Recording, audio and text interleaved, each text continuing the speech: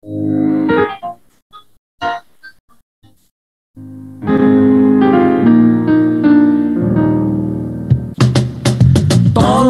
aku melolong, baca sosmed bikin aku bengong.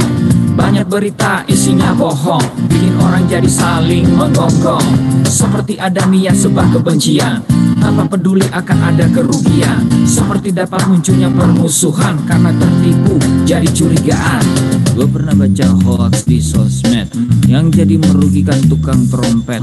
Katanya trompet bisa bikin kanker, trompet sih cuma bisa bikin bibir doer. Sylvester Stallone dibilang mati, Brad Pitt juga dibilang mati, Mr. Bean, Jackie Chan juga dibilang mati.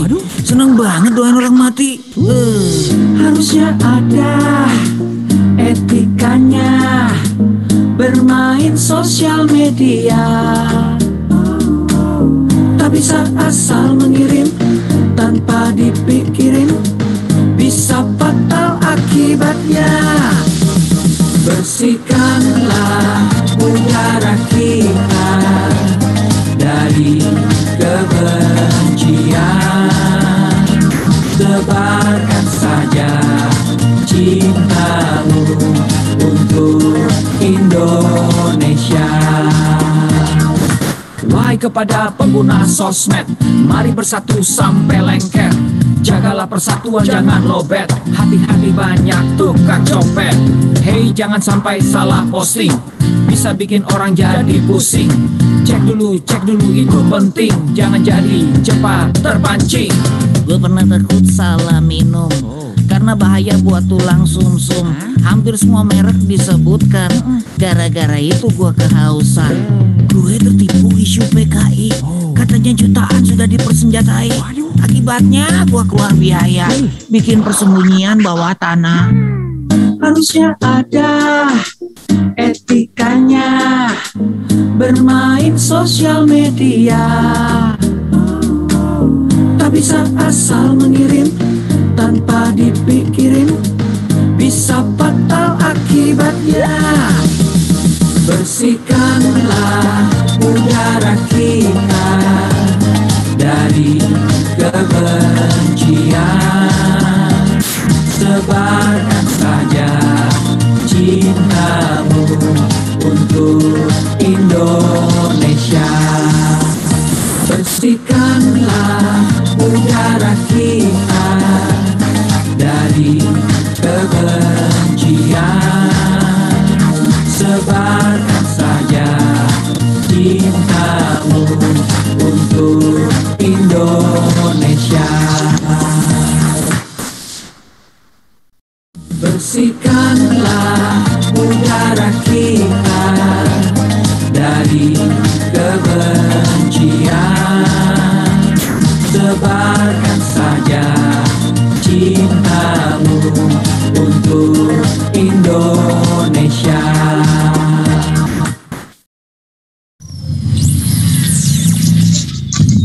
Selamat datang di Indonesia Makin Cakap Digital, langsung dari 34 provinsi, 514 kabupaten kota, diikuti oleh 500.000 talenta digital. Inilah Indonesia Makin Cakap Digital.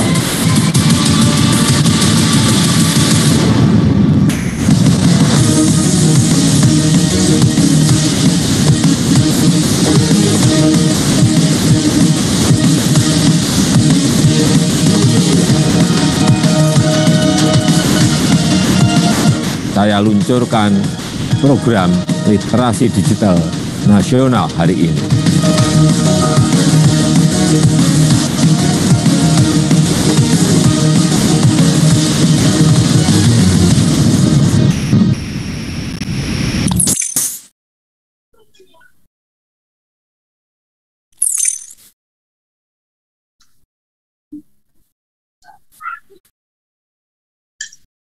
Selamat datang para peserta, Bapak Ibu sekalian, dalam webinar hari ini, webinar literasi digital tahun 2021.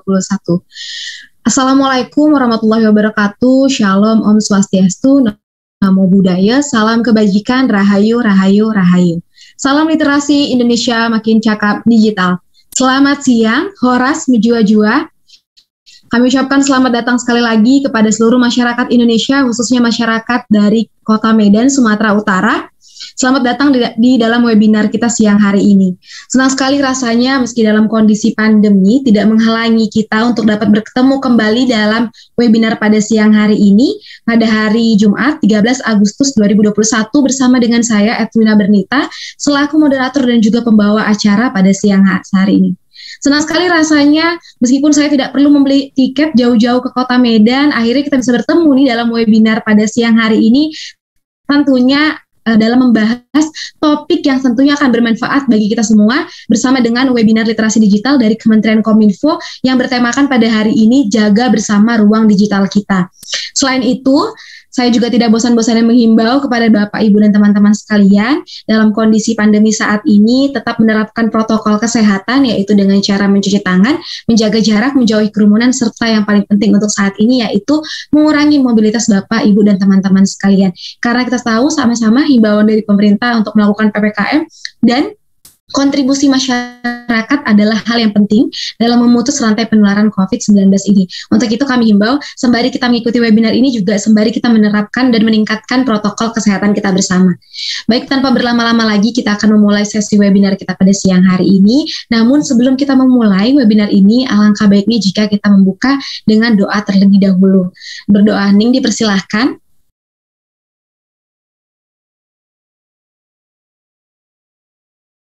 Berdoa dicukupkan. Selanjutnya untuk meningkatkan rasa nasionalisme kita sebagai bangsa Indonesia, dan sebentar lagi nih akan merayakan ulang tahun NKRI yang ke-76, marilah kita menyanyikan lagu Indonesia Raya bersama-sama.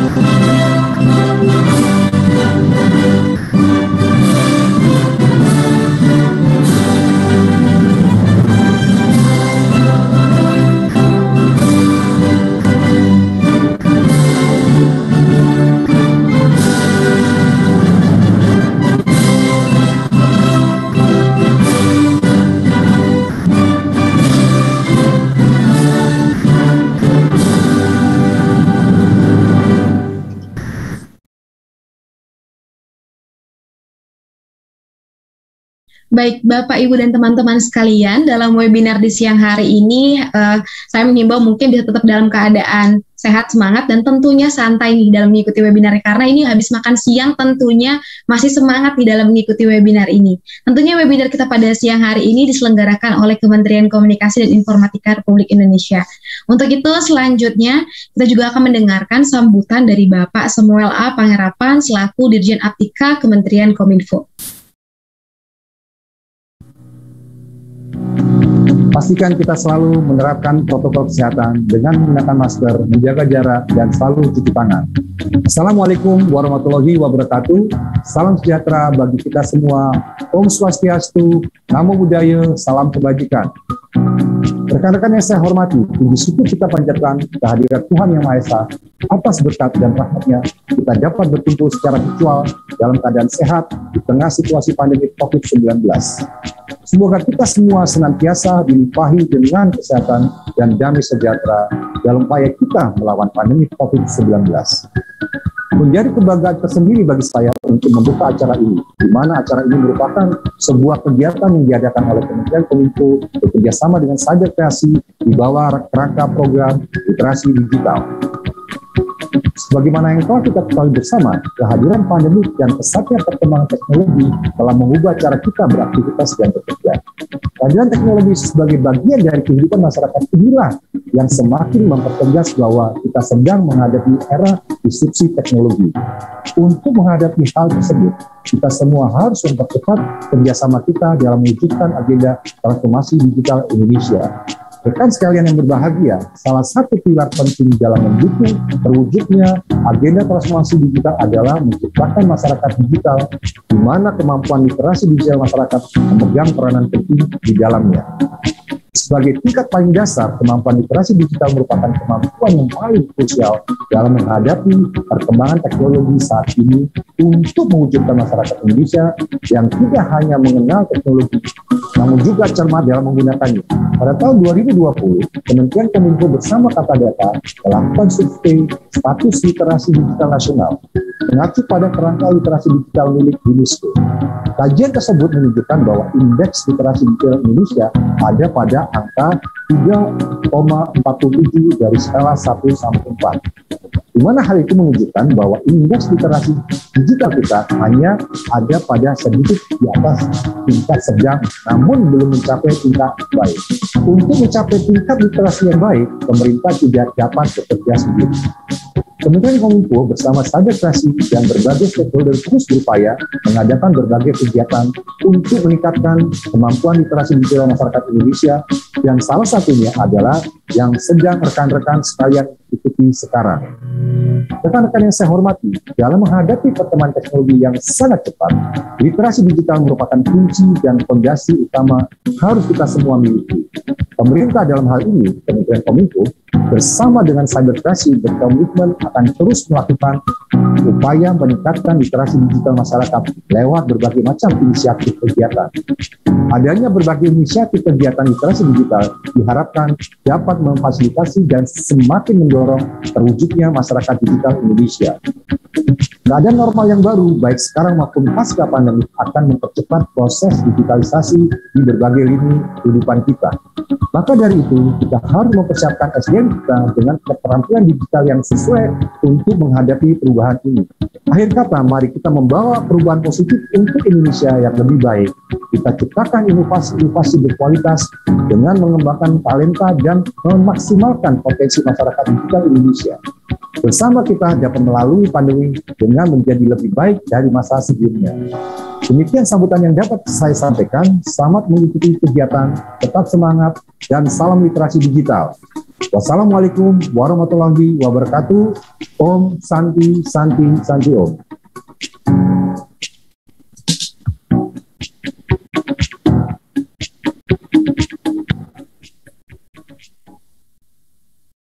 Baik, pada webinar kali ini kita sudah kehadiran 4 narasumber kita yang luar biasa yang sedang teman-teman juga bisa lihat dari flyer saat pembagian dari webinar ini sendiri. Di sini saya akan menyapa juga yang terhormat Bapak Jimmy N. Mahameruhaji, MSI, Ibu Diana Amaliasari, MSI, yang terhormat Bapak Ilhamuddin SAG, dan yang terhormat Bapak Hairil Asmi, MAG, selaku narasumber pada webinar siang hari ini. Di sini sudah ada 4 narasumber kita yang luar biasa. Selamat siang Bapak Ibu, dan kita juga kehadiran KOL kita pada siang hari ini yaitu Kak Nalia Rifika. Saya akan sapa terlebih dahulu. Selamat siang Kak Nalia. Halo, selamat siang. Kakak apa kabar nih Kak? Alhamdulillah baik. Saat ini posisinya di mana Kak? Di rumah. Baik. Sesuai anjuran pemerintah ya Kak untuk tetap berada di rumah dulu untuk sementara waktu ini. Masih ya Kak. PPKM. Masih PPKM tentunya. Kak Nalia Rifika, kan ada pepatah mengatakan tak kenal maka tak sayang Kak. Nah meskipun teman-teman sudah bisa melihat nih Kak Rifika dari poster kita yang sudah kita share ke teman-teman, tapi mungkin akan lebih enak nih Kak jika Kak Nalia Rifika bisa berkenalan kepada teman-teman kita secara langsung di sini Kak. Oke. Halo semuanya, Assalamualaikum. Ini di Medan ya, saya banyak juga nih keluarga yang di Medan. Perkenalkan, nama saya Nalia Rifika, biasanya dipanggilnya Vika. akun Instagram saya Mrs. Delonika. Saya blogger, tadinya blogger, tapi udah hampir 2 tahunan vakum ngeblog karena lebih fokus di Instagram untuk sharing-sharing. Saya juga punya bisnis baju muslim, brand NRH Nabilia. Terus saya seorang ibu, anaknya masih kecil, masih 2 tahun. Itu sih sekarang kesibukannya yang sharing di Instagram, kelola usaha, bisnis, sama main sama anak. Baik, Kak Analia. Nah, dari tadi yang Kak Analia sudah ceritakan, Kak Analia ini adalah seorang mompreneurship juga, kemudian seorang ibu rumah tangga, terus aktif juga nih bersosial media. Nah, terkait dengan topik kita pada siang hari ini, Kak, jaga bersama ruang digital kita. Dari berbagai macam sosial media, menurut Kak Analia sendiri yang paling impactful untuk keseharian Kak Analia itu apa, Kak? Oke, sosial media kan dari dulu awalnya pertama kali kayaknya saya mainnya Friendster. Kalau masih ada yang inget nggak sih kalau dulu tuh ada Friendster? Atau umurnya sekarang udah terlalu muda ya, nggak kenal sama Friendster. Dulu tuh Friendster, Facebook, Twitter, sempat ada Pet, terus Instagram. Kalau saya sendiri memang karena saya basicnya adalah blogger, jadi lebih suka nulis. Sebenarnya lebih suka di Instagram karena captionnya bisa panjang. Kalau di Twitter kan dulu nih dibatasin ya tulisannya pendek-pendek gitu, walaupun sekarang udah mulai bisa panjang, tapi kayak sekarang tuh kalau saya pribadi memang udah kayak lebih enak di Instagram karena kayak di situ udah ada semua gitu, mau sharing foto bisa, video bisa, mau bikin sekarang bahkan udah ada reels, terus mau sharing kegiatan sehari-hari di Instastories juga bisa. Jadi kalau saya pribadi memang sekarang lebih banyak di Instagram untuk sharing-sharingnya gitu. Baik, Kak Nalia. Jadi emang setuju sih sama Kak Nalia tadi, di Instagram nih sekarang kayak perpaduan beberapa sosmed menjadi satu ya, Kak. Di Instagram iya, semuanya ada. Betul. Nah, dari kan Kak Nalia nih aktif menggunakan Instagram nih. Ada nggak sih, Kak, pengalaman-pengalaman yang berkaitan misalnya Kak Nalia misalnya diganggu seseorang di sosial media atau hal-hal yang tidak mengenakan, Kak, dalam menggunakan sosial media?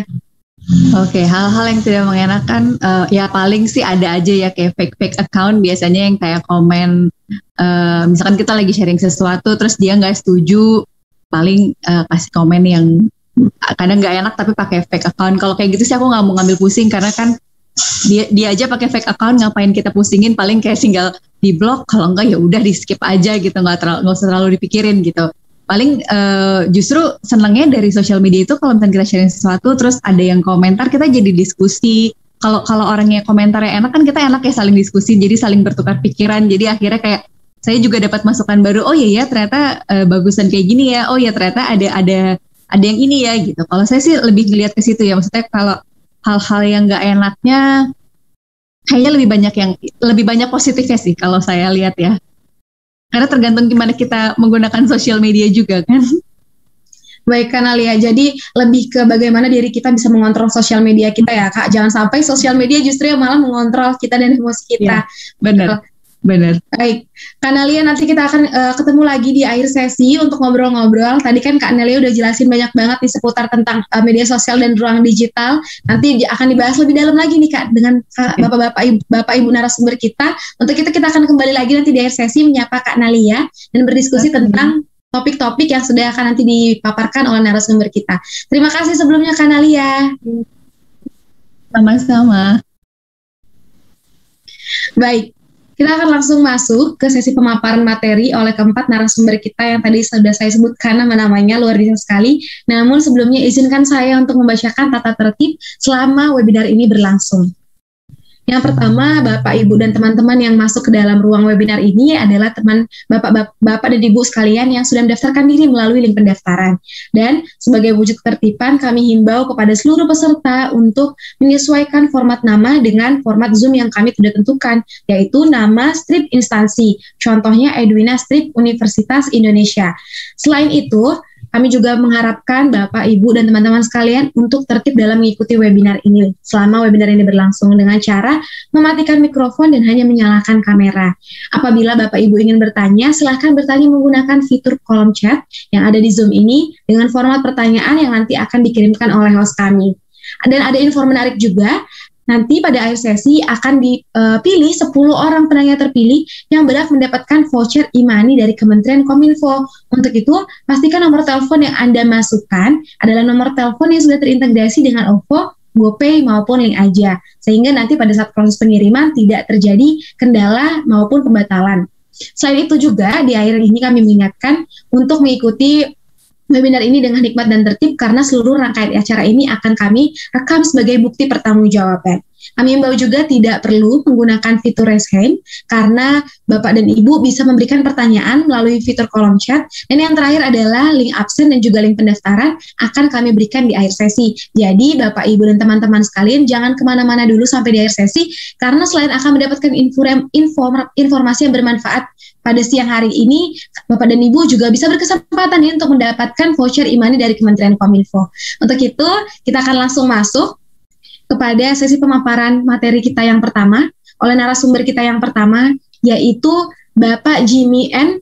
Mahamerwaji MSI, yang merupakan dosen prodi televisi dan juga film Vkom Universitas Pajajaran, yang akan membawakan materi tentang kecakapan digital. Untuk itu saya akan sapa juga terlebih dahulu. Selamat siang, Bapak. Selamat siang, Mbak Edwina. Bapak Jimmy, apa kabar, Pak? Baik.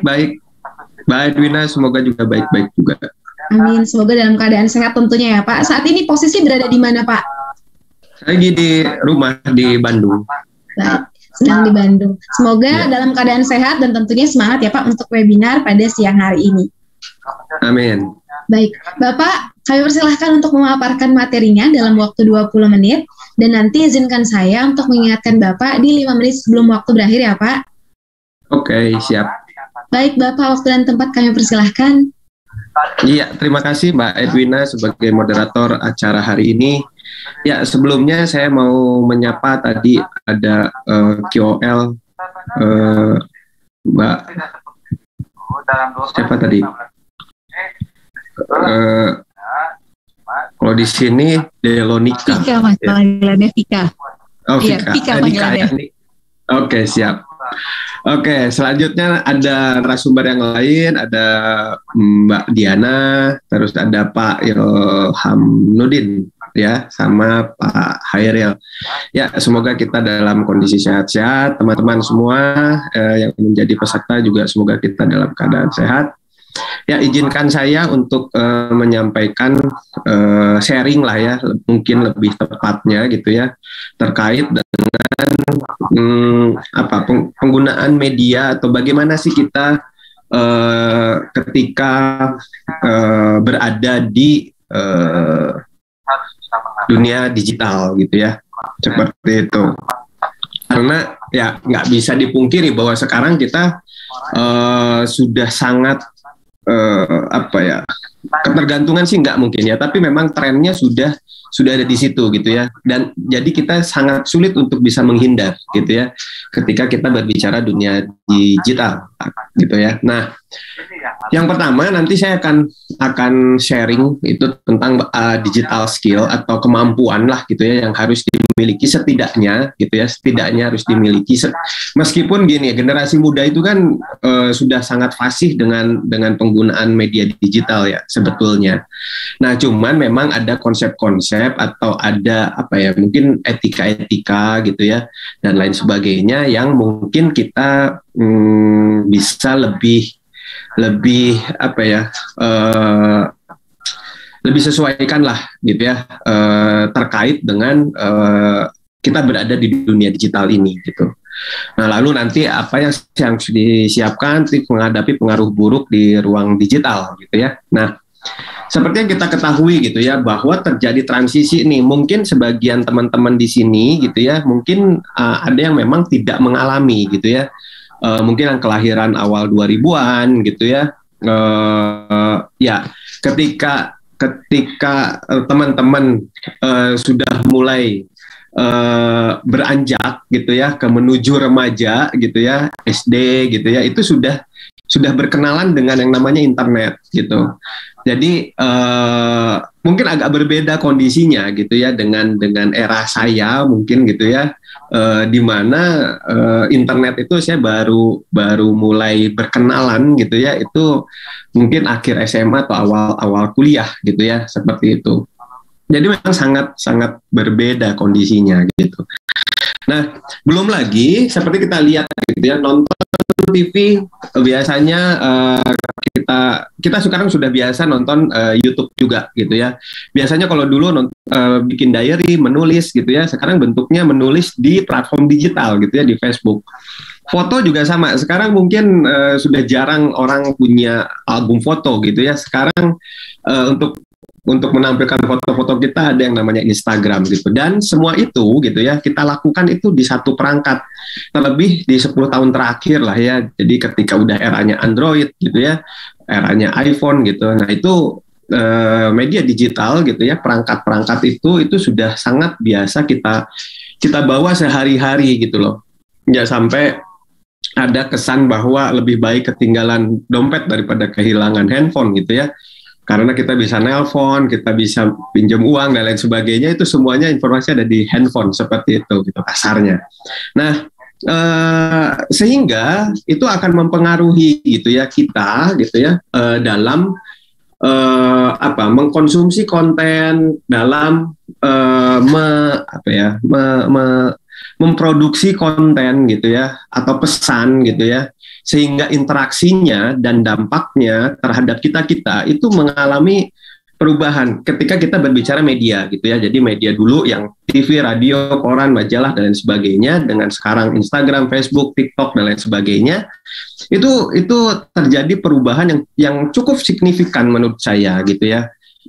Contoh yang mungkin terasa gitu ya, di era media dulu gitu ya, kalau misalnya K-pop gitu ya, K-pop berkembang di era 90-an, mungkin penetrasinya tidak seperti sekarang gitu.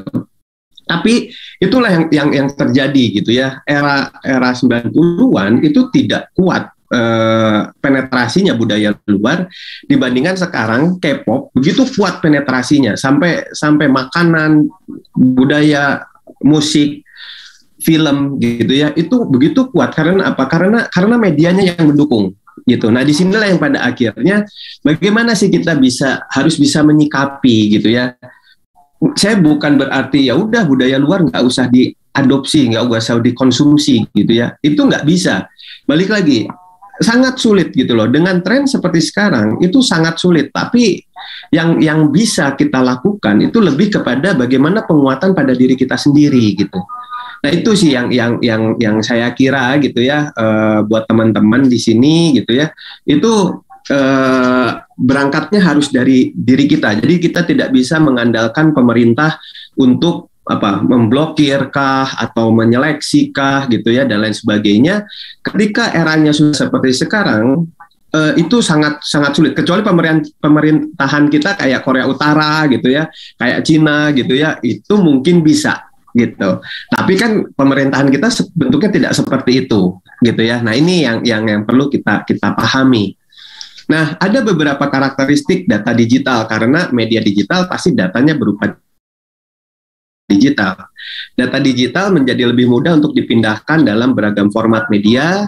Data digital menjadi mudah untuk dimanipulasi dalam artian ditambahkan dan seterusnya lah gitu ya. Jadi intinya adalah ketika kalian memposting apapun ya ke media digital, entah itu tadi Facebook, TikTok, Instagram, YouTube gitu ya dan lain sebagainya, maka mau tidak mau itu potensi untuk dipindahkan oleh orang lain itu ada.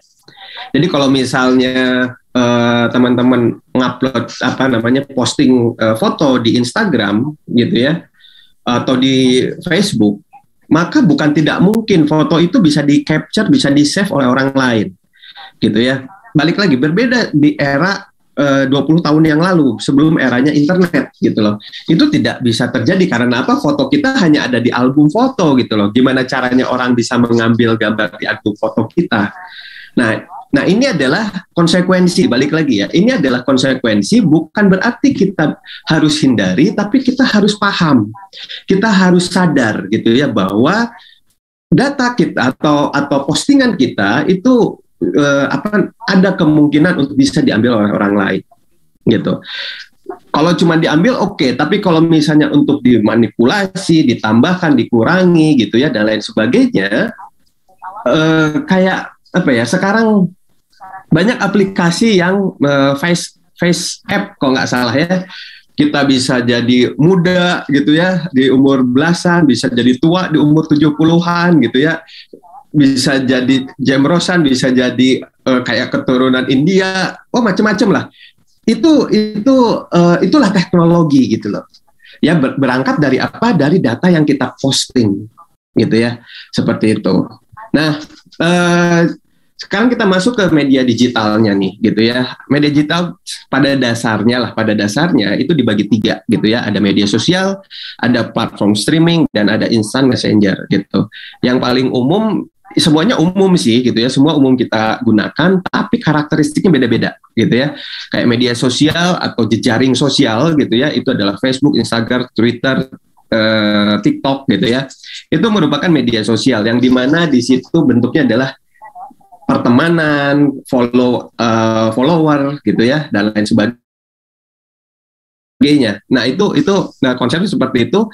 Ketika kita memposting sesuatu, di-share ulang oleh orang lain gitu ya, itu maka lebih mudah penyebarannya gitu. Itu adalah karakteristik media sosial. Jadi teman-teman kalau misalnya punya Facebook, Instagram dan seterusnya ini, bukan tidak mungkin gitu ya, konten kalian itu bisa cepat menyebar gitu, dan bukan tidak mungkin juga sebuah informasi itu kalian terima dengan cepat gitu ya, karena memang karakter seperti itu. Nah, ada lagi platform streaming. Nah, ini sebenarnya platform ini menyimpan gitu ya konten-konten dari berbagai macam sumber, dari beberapa orang, beberapa channel gitu ya, yang pada akhirnya orang bisa mengkonsumsi di situ gitu ya, kayak YouTube, Spotify, Vimeo, video.com dan lain sebagainya lah. Sangat banyak gitu ya. Kalau instant messenger, saya kira ini juga sangat dekat dengan kalian gitu ya, WhatsApp, Line, Telegram, apalagi dan lain sebagainya lah. Kalau dulu ada BBM gitu ya, BlackBerry Messenger. Nah ini juga tapi karakternya beda. Ini kan untuk instant messenger ya, untuk chatting lah pada dasarnya. Tapi tetap ada informasi di situ, bisa bikin grup gitu ya. Maka informasi juga cepat menyebar gitu.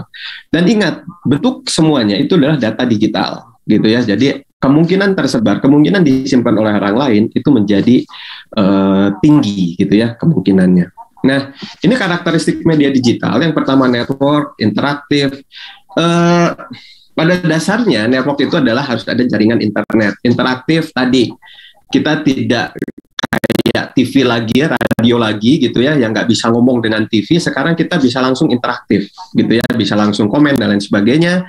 Hypertekstual itu adalah teks elektronik. Kita ngeklik satu teks, kita bisa langsung pindah ke halaman yang lain gitu ya, dan seterusnya. Virtual atau simulated kayak seperti sekarang kita webinar gitu ya, seminar tapi secara virtual gitu ya. Ini kalau nggak ada jaringan internet nggak mungkin gitu, dan tidak ada Zoom gitu ya, itu tidak mungkin. Zoom itu pada akhirnya itu adalah media digital gitu. Arsip itu berarti terarsipkan gitu ya, jadi hati-hati dengan rekam jejak digital gitu ya. Terus user generated content, jadi di sini teman-teman itu pun bisa menjadi produsen konten gitu ya. Kalau dulu yang bisa jadi produsen konten yang punya media, entah itu TV, koran dan lain sebagainya. Tapi kalau sekarang kita sendiri udah bisa gitu loh. Nah ini yang menjadi karakteristik media digital. Saya kira teman-teman tadi saya kira ini sebenarnya misalnya pas dijelaskan seperti ini gitu ya, pada dasarnya iya memang udah tahu gitu ya, tapi kadang ketika kita kadang suka lupa gitu ya, kadang kita lupa bahwa terlanjur memposting gitu ya, terlanjur menerima informasi bulat-bulat gitu ya, itu terjadi, masih terjadi kok gitu loh sampai saat ini gitu. Nah itu yang harus hati-hati gitu ya. Nah maka ketika kasarnya platform-platform tersebut itu digunakan gitu ya dan berkaitan dengan orang lain dan lain sebagainya. Nah, disitulah yang bisa disebut adalah ruang digital gitu kan ya. Nah, ada basic skill. Ini sebenarnya seperti tema webinar gitu yang dilakukan oleh Kominfo saat ini gitu ya. Itu adalah literasi gitu ya, literasi media digital. Nah, apa sih itu literasi? Jadi basic skill gitu ya, atau kemampuan paling dasar dalam menggunakan media sosial itu adalah literasi. Jadi literasi itu adalah kemampuan gitu ya untuk mengakses, jadi bisa menginstal gitu ya, tahu memfollow dan lain sebagainya sehingga dapat mengakses gitu ya, terus bisa menganalisis, oke, ini adalah baik atau buruk isi pesannya, dan mengevaluasi gitu ya, mengevaluasi jadi dia tahu oh harusnya adalah seperti apa. Yang terakhir adalah memproduksi. Balik lagi ya, jadi nampak apa ya, ini sudah umum gitu loh. Nampak sudah umum, tapi faktanya begitu banyak konten-konten di kita gitu ya yang masih tidak memperhatikan ini gitu loh. Karena apa? Karena pace-nya atau kecepatan atau langkah majunya gitu ya si media ini itu begitu cepat gitu loh, sehingga kita dituntut untuk langsung nyampe ke memproduksi tanpa melewati proses menganalisis dan mengevaluasi gitu loh. Tadi tuntutan itu sadar tidak sadar gitu ya untuk kita pada akhirnya terlalu cepat memproduksi, memposting gitu ya, berkata, berkomentar dan lain sebagainya. Makanya kemarin ada hasil riset ya, saya lupa riset dari siapa nggak salah, Inggris atau Jerman gitu ya, bahwa masyarakat di Asia Tenggara, masyarakat digital di Asia Tenggara yang paling tidak sopan adalah Indonesia gitu ya. Pada dasarnya ini kontradiktif loh sebenarnya dengan karakteristik masyarakat Indonesia ketika tatap muka. Itu tidak bisa disangkal juga gitu ya. Itu tidak bisa disangkal juga bahwa masyarakat Indonesia secara tatap muka itu memiliki kesopanan yang tinggi. Tapi di digital kesopanannya sangat rendah. Karena apa? Karena tadi kecepatannya terlalu tinggi gitu loh, sehingga memproduksinya terlalu cepat gitu ya, tanpa menganalisis dan mengevaluasi tadi gitu. Nah, ini yang pada akhirnya buat teman-teman saya kira perlu ditekankan gitu ya, perlu ditekankan bahwa oke, ada proses analisis dan evaluasi. Nggak usah terlalu cepet-cepet deh gitu loh. Toh nyetir mobil juga terlalu cepat juga bisa bahaya nabrak kan gitu ya. Nah, ini juga sama gitu loh. Menurut saya seperti itu sih kemampuan yang perlu ditanamkan gitu ya di diri kita. Literasi media juga merupakan serangkaian perspektif. Jadi kita itu ketika melihat informasi di media digital itu memiliki perspektif beda-beda. Teman-teman banyak di Medan punya kultur, budaya, kebiasaan mungkin berbeda dengan misalnya masyarakat di Jawa, apalagi masyarakat di misalnya di Tokyo gitu, di Jepang gitu ya, belum lagi di Inggris, di Amerika, itu memiliki perspektif atau cara berpikir yang berbeda. Nah, inilah yang pada akhirnya bisa jadi satu pesan itu bisa dipersepsi yang berbeda-beda. Nah, ini yang harus diantisipasi gitu ya, sehingga kita perlu menginterpretasikan pesan. Jadi sebenarnya sama kayak yang pengertian di atas gitu ya. Menginterpretasikan pesan itu adalah menganalisis dan mengevaluasi. Seperti itu gitu ya. Jadi mau tidak mau nih. Nah, kenali informasi di media digital. Yang pertama ada konsep yang namanya misinformasi. Itu adalah informasi yang tidak benar namun tidak sengaja dibuat dan menyebabkan kekacauan. Contoh, mungkin yang membuat awal gitu ya, mungkin tidak yakin gitu ya.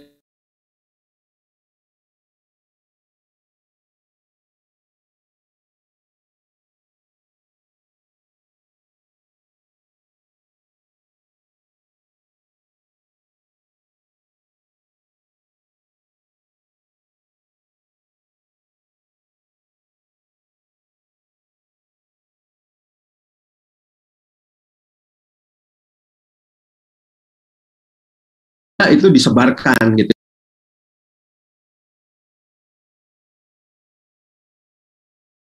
Logis gitu ya. Nah, selanjutnya itu adalah disinformasi. Ini informasi yang tidak benar dan sengaja dibuat untuk menyebabkan kekacauan. Seperti sekarang vaksin Sinovac yang mengandung chip Bluetooth gitu ya, jadi bisa dimonitor gitu ya yang udah divaksin. Ini tujuannya adalah supaya vaksin di Indonesia tidak berjalan dengan baik. Lalu ada malinformasi, itu adalah peristiwa yang benar terjadi namun digunakan untuk menimbulkan kekacauan. Ini sebenarnya multi persepsi juga gitu ya. Ini statement dari Dr. Lewis, mungkin teman-teman juga tahu gitu ya, yang kemarin rame gitu ya, statementnya mengenai sebenarnya COVID itu nggak ada. Adanya itu adalah orang-orang meninggal karena interaksi antar obat yang salah. Jadi harusnya tidak jadi obat itu bertabrakan lah gitu ya. Sehingga itu yang menyebabkan kejadian itu real ada, ya, kejadian itu real ada, tapi itu tidak bisa digeneralisasikan, gitu ya, sehingga bisa menimbulkan konsep bahwa COVID itu tidak ada. Nah ini baru tadi malam, gitu ya, saya pas nonton Kompas, ada informasi ini saya foto, gitu ya. Di sini sebaran isu hoax COVID-19 dari 23 Januari lalu sampai 11 Agustus kemarin, sekarang tanggal 13 ya, 2 hari yang lalu, itu ada 4.000. Terus 4.300, 4.200 itu sudah ditindak, terus sudah masuk 700 ada masuk ke penegakan hukum. Nah ini yang kanan itu adalah medianya gitu ya, Facebook yang paling tinggi, yang kedua Twitter, dan yang ketiga adalah YouTube. Selanjutnya ada konsep privacy, di mana kita harus hati-hati dalam menyebarkan atau memposting konten atau pesan yang mengandung konsep privacy gitu ya, seperti nomor KTP gitu ya, nomor handphone, alamat dan lain sebagainya, dan juga privacy masalah komunikasi, chatting, pesan singkat, email. Nah ini jangan sampai chatting itu tadi potensi untuk tersebar itu tetap ada gitu ya. Kalau misalnya lebih private akan lebih baik kalau misalnya komunikasi dilakukan dengan secara tatap muka gitu ya, karena potensi itu menjadi rendah gitu, jadi hilang gitu ya, seperti itu. Nah, yang terakhir itu adalah bagaimana supaya konten di ruang digital tetap dalam koridor yang baik dan benar. Dalam memproduksi konten jangan berorientasi pada konten yang viral, tapi berorientasi pada continue. Karena kalau misalnya viral, apapun akan dilakukan, gitu ya, demi viral. Tapi kalau continue, mau tidak mau orang tuh akan mengikuti kok. Kalau misalnya konten itu disampaikan secara continue, seperti itu. Nah, itu aja mungkin Mbak Edwina ya. Materi dari saya semoga bisa sedikit mencerahkan gitu ya. Kalau misalnya nanti kita ada diskusi, kita ada di sesi tanya jawab. Terima kasih. Baik, terima kasih banyak Bapak Jimmy atas materi yang telah disampaikan. Sangat menambah wawasan sekali nih. Khususnya tadi saya juga mengutip salah satu kalimat yang telah disampaikan oleh Bapak Jimmy. Salah satunya adalah orang Indonesia ini tuh kalau diketemui langsung tuh ramah sekali ya Pak. Tapi ternyata berbeda nih dalam menggunakan media sosialnya. Justru mereka kecenderungannya malah memang aktif menggunakan media sosial, juga aktif menyebarkan informasi-informasi yang belum tentu teruji kebenarannya. Begitu ya Pak kira-kira ya? Iya, betul. Nah, untuk itu tadi setelah dipaparkan juga oleh Pak Jimmy, mungkin teman-teman, Bapak Ibu sekalian yang mengikuti webinar pada siang hari ini bisa semakin tercerahkan nih, tentunya dalam men-sharing informasi-informasi yang teman-teman, Bapak-Bapak, Ibu, Bapak dan Ibu sekalian belum tentu tahu nih kebenarannya. Jadi bisa di cross check terlebih dahulu untuk informasinya, kemudian lebih berhati-hati lagi menyebarkan informasi dan menjaga privasi Anda. Baik, terima kasih Bapak Jimmy atas materi pada siang hari ini. Nanti kita akan bertemu kembali di sesi tanya jawab ya Pak. Iya, sama-sama Mbak Edwina. Baik Pak. Selanjutnya kita juga akan langsung masuk nih ke narasumber kita yang kedua yang akan memaparkan materi tentang budaya digital yang akan dibawakan oleh seorang ibu cantik dari 4 narasumber kita nih. Satu-satunya ibu cantik dari narasumber kita pada siang hari ini, Ibu Diana Amalia Sari MSI, yang merupakan akademisi pembentukan karakter. Selamat siang Ibu. Selamat siang Mbak Edwina. Apa kabar Mbak? Kabar baik Bu. Ibu apa kabar? Alhamdulillah baik, saya juga sehat. Saat ini sedang berada di mana Bu posisinya? Saya di Bogor, di rumah. Di Bogor. Baik, Ibu, kami persilahkan untuk memaparkan materinya dalam waktu 20 menit dan nanti izinkan saya juga untuk mengingatkan Ibu di 5 menit sebelum waktu berakhir ya, Bu. Iya, terima kasih. Baik, waktu dan tempat dipersilahkan Ibu Diana. Baik, terima kasih Mbak. Oke, saya izin share terlebih dahulu. Oke ya. Assalamualaikum warahmatullahi wabarakatuh. Selamat siang moderator hari ini Mbak Edwina Bernita. Selamat siang Bapak-Bapak pembicara webinar hari ini, Bapak Jimmy N. Mahameru Aji MSI, Bapak Ilham Nudin SAG, Bapak Hairil Azmi MAG. Selamat siang juga kepada KOL webinar hari ini Mbak Nalia Rifika, Mbak Vika ya. Selamat siang untuk para peserta webinar hari ini yang ada di Medan, Sumatera Utara. Apa kabar semuanya? Masih semangat ya siang hari ini mengikuti webinar. Salam sehat selalu untuk teman-teman yang hadir pada webinar hari ini. Senang sekali saya bisa hadir dalam webinar Gerakan Nasional Literasi Digital 2021 yang diselenggarakan oleh Kominfo dalam rangka membuat Indonesia menjadi cakap digital. Pada hari ini perkenankan saya Diana Amalia Sari MSI akan membahas tema menjadi masyarakat digital yang berbudaya Indonesia. Oke. Ya, budaya Indonesia dalam berinteraksi di ruang digital.